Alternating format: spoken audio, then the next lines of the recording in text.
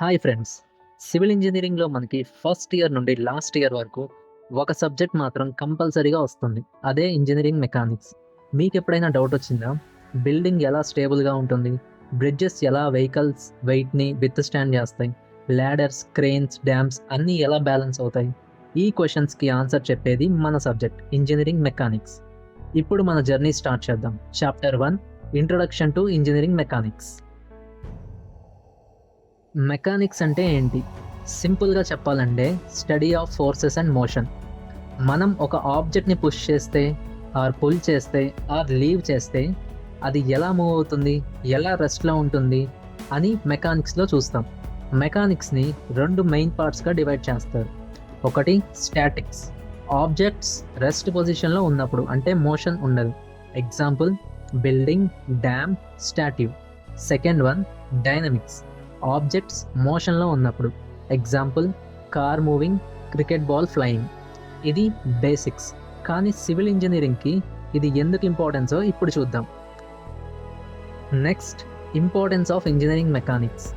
మీరు ఒక ఇంజినీర్ అని ఇమాజిన్ చేసుకోండి. ఒక బ్రిడ్జ్ డిజైన్ చేస్తున్నారు. బ్రిడ్జ్ మీద హండ్రెడ్స్ ఆఫ్ వెహికల్స్ పాస్ అవుతాయి. Vehicles weight plus bridge own weight is equals to total force. ఈ ఫోర్స్ని సపోర్ట్స్ బ్యాలెన్స్ చేయాలి, లేకపోతే బ్రిడ్జ్ కొలాప్స్ అవుతుంది. అదే డ్యామ్ డిజైన్ చేసినప్పుడు వాటర్ ప్రెషర్ని క్యాలిక్యులేట్ చేయాలి. హౌస్ కన్స్ట్రక్ట్ చేసినప్పుడు slab weight plus live load calculate చేయాలి. సో సింపుల్గా చెప్పాలంటే engineering mechanics is the foundation of all civil structures. Next basic concepts in mechanics. మనం ఇప్పుడు మెకానిక్స్లో బేసిక్ టర్మ్స్ అర్థం చేసుకుందాం. First one force. Push or pull. Units వచ్చేసి న్యూటన్స్. డోర్ని మనం పుష్ చేస్తే అక్కడ ఫోర్స్ అప్లై అవుతుంది. Next resultant force. చాలా ఫోర్సెస్ యాక్ట్ అయితే వాటిని కంబైన్ చేస్తే వచ్చే సింగిల్ ఫోర్సే resultant force. Example 2 people push చేస్తే దాని నుంచి వచ్చే కంబైన్డ్ ఎఫెక్టే resultant. Third one equilibrium. Object స్టేబుల్గా ఉందంటే ఫోర్సెస్ అన్నీ క్యాన్సిల్ అవ్వాలి, అంటే జీరో అవ్వాలి. ఎగ్జాంపుల్ టేబుల్ మీద బుక్ ఉంటే బుక్ వెయిట్ డౌన్వర్డ్ యాక్ట్ చేస్తుంది, టేబుల్ రియాక్షన్ అప్వర్డ్ యాక్ట్ చేస్తుంది. So equilibrium. Fourth one moment or torque. అంటే force into distance, rotation create చేస్తుంది. ఎగ్జాంపుల్ డోర్ ఓపెన్ చేయాలంటే నాబ్ని ఎడ్జ్ దగ్గర పుష్ చేయాలి. సెంటర్లో పుష్ చేస్తే అది ఓపెన్ కాదు. Fifth one free body diagram. ఒక ఆబ్జెక్ట్ ఐసోలేట్ చేసి దాని మీద యాక్ట్ అయ్యే ఫోర్సెస్ని డయాగ్రామ్లో చూపించేది. ఎగ్జాంపుల్ లేడర్ వాల్కి లీన్ అయి ఉంటే వెయిట్ డౌన్వర్డ్ యాక్ట్ చేస్తుంది, వాల్ రియాక్షన్ సైడ్ వర్డ్ ఉంటుంది, and ground reaction upward act చేస్తుంది అన్నమాట.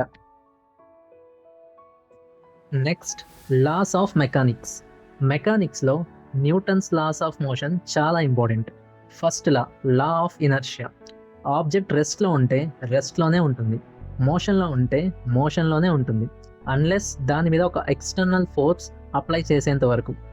Second law force is equals to mass into acceleration. Third law every యాక్షన్కి ఈక్వల్ అండ్ ఆపోజిట్ రియాక్షన్ ఉంటుంది.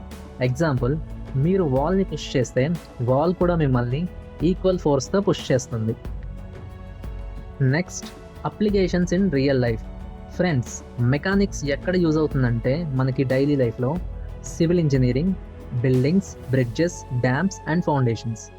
మెకానికల్ ఇంజనీరింగ్లో మెషిన్స్, ఇంజన్స్ దగ్గర. ఆటోమొబైల్స్లో vehicle motion and braking. Daily లైఫ్లో ladder climb చేయడం, door open చేయడం. సో మెకానిక్స్ కాన్సెప్ట్ గురించి తెలుసుకుంటే రియల్ లైఫ్లో ఆబ్జెక్ట్స్ ఎలా బిహేవ్ అవుతాయో ఈజీగా అర్థమవుతుంది.